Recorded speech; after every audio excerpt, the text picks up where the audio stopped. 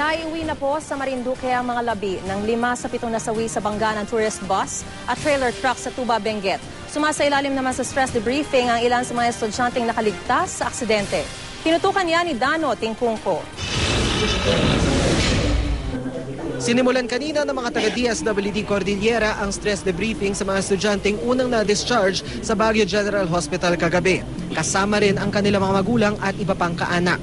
Mahalaga raw ito para maibsan ang takot nila bunsod ng aksidente.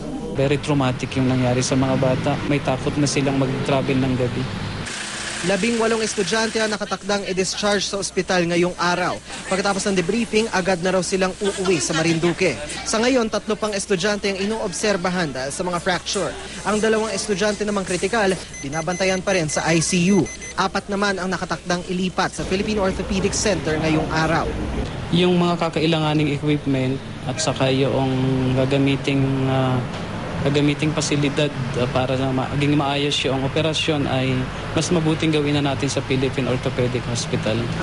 Inasakaso na rin daw ng kolehiyo ang pagproseso sa police report ng insidente. Hinihintay na lang daw ang transmittal ng ilang mahalagang dokumento tulad ng birth certificates at certificates of registration ng mga estudyante mula sa Marinduque. Patuloy ang investigasyon ng Tuba Benguet Police. Hindi pa rin tukoy kung sino ang may kasalanan.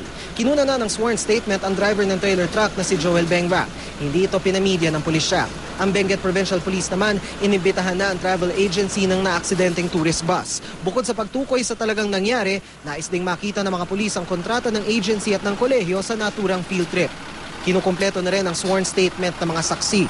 Hanggang ngayon, wala pa ring malay ang driver ng tourist bus na si Roger Albayalde kaya hindi pa siya nakukunan ng pahayag. Kanina madaling araw, dinala sa Camp Crame ang mga labi ng 5 sa 7 nasawi. Ang mga gurong sina Mariel Mingi at Jenny Liza Lantoria at ang mga estudyanteng sina Marvin Palatino, Dayan Laurio at Princess Pastorfide. Sumalubong ang kanilang mga kaanak.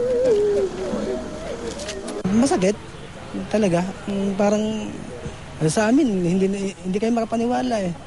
Hindi ko inasahan kasi actually ito talaga ayaw ko na na magtorsya. Sa Panginoon, nagdasal lang na sana tahimik na siya. I'm very shocked of what happened sa mga anak ko. So inisip ko sila na tatagan ko yung kasi kung ako pang mawawala, so kaliliit pa sila. Mula Camp Crame, sinakay sa Roro ang mga labi na 5 biktima kasama ang kanilang mga kaanak na nakarating sa Marinduque pasado 2:00 ng hapon.